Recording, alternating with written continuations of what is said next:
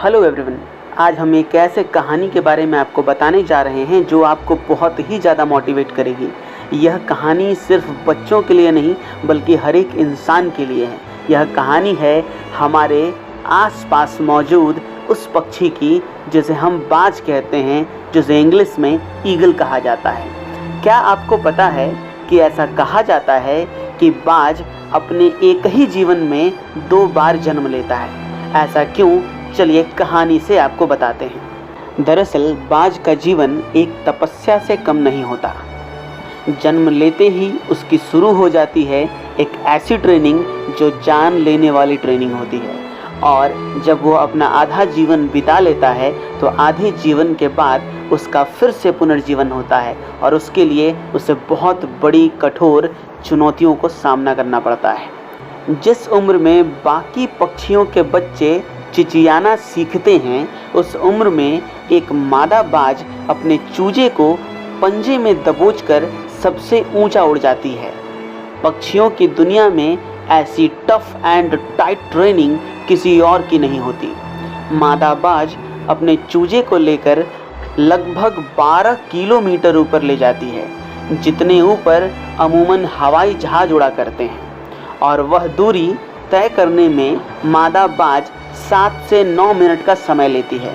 यहाँ से शुरू होती है उस नन्हे चूजे की कठिन परीक्षा। उसे अब यहाँ बताया जाएगा कि तू किस लिए पैदा हुआ, तेरी दुनिया क्या है, तेरी ऊंचाई क्या है, तेरा धर्म बहुत ऊंचा है। और फिर मादा बाज उसे अपने पंजों से छोड़ देती है। धरती की ओर ऊपर से नीचे आते वक्त लगभग 2 किलोमीटर उस चूजे को आभास ही नहीं होता कि उसके साथ क्या हो रहा है। 7 किलोमीटर के अंतराल के आने के बाद उस चूजे के पंख जो कंजाइन से जकड़े होते हैं वह खुलने लगते हैं, और लगभग 9 किलोमीटर आने के बाद उनके पंख पूरे खुल जाते हैं। यह जीवन का पहला दौर होता है जब बाज का बच्चा पंख फड़फड़ाता है। अब धरती से वह लगभग 3000 मीटर दूर है, लेकिन अभी वह उड़ना नहीं सीख पाया है। अब धरती के बिल्कुल करीब आता है, जहां से वह देख सकता है अपने इलाके को। अब उसकी दूरी धरती से महज 700 से 800 मीटर होती है, लेकिन उसका पंख अभी इतना मजबूत नहीं हुआ है कि वह उड़ सके। धरती से लगभग 400-500 मीटर दूरी पर उसे अब लगता है कि उसका जीवन अब खत्म होने वाला है। फिर अचानक से एक पंजा उसे आकर अपनी गिरफ्त में ले लेता है और उसे अपने पंखों के दरमियान समा लेता है। यह पंजा उसकी माँ का होता है, जो ठीक उसके ऊपर चिपक कर उड़ रही होती है, और उसकी यह ट्रेनिंग निरंतर चलती रहती है जब तक कि वह उड़ना नहीं सीख जाता। यह ट्रेनिंग एक कमांडो की तरह होती है, तब जाकर दुनिया को एक बाज मिलता है। बाज पक्षियों का राजा यूं ही नहीं कहलाता। अपने शानो शौकत और स्वाभिमान के लिए वह अत्यंत पीड़ा सहता है। 70 साल बाज का उम्र होता है, लेकिन उसके जीवन में मोड़ तब आता है जब यह 40 साल का होता है।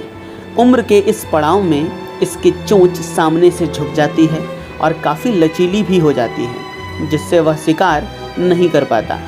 इनके पंख इतने भारी हो जाते हैं कि यह छाती से चिपक जाते हैं, जिससे उड़ने में तकलीफ होती है। इसके पैर, जिससे कि ये झपाटा मारता है, उसके नाखून टेढ़े हो जाते हैं। अब इसके पास चुनाव होता है कि यह 40 साल के बाद मर जाए, पर बाज ऐसा नहीं करता। उम्र के इस पड़ाव पर बाज अपने इलाके के सबसे ऊंची चोटी पे चला जाता है और अपने चोंच को पत्थर पर मार मार के लहूलुहान कर देता है। बाज इस दौरान अनंत पीड़ा सहकर कराह रहा होता है, पर वह पीड़ा सहता है और अंत में अपने चोंच तोड़ देता है। यही कहानी उसके पैरों के नाखूनों की होती है। वह अपने नाखूनों को पत्थर पर रगड़ रगड़ कर उन्हें भी तोड़ देता है। अंततः बाज को अपनी तपस्या का फल मिलता है और प्रकृति माता उसके नए चोंच और नए नाखून का वरदान दे देती है। कहानी यही ख़त्म नहीं होती। अब बारी उसके भारी पंखों की है। अपने नए चोंच से बाज अपने ही पंखों को नोच नोच कर जिस्म से अलग कर देता है। पीड़ा इतनी कि कोई जीव अपने प्राण त्याग दे। इतनी पीड़ा ना सह सके कोई भी, पर बाज अपने स्वाभिमान के लिए यह सब करता है।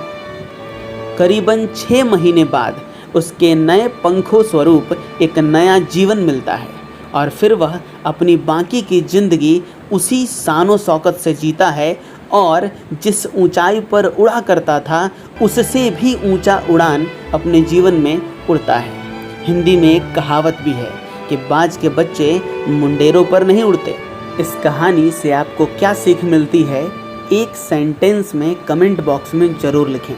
आपके विचार पढ़कर हमें अच्छा लगेगा और यह कहानी अगर आपको अच्छी लगी हो तो अपनों के साथ शेयर ज़रूर करें।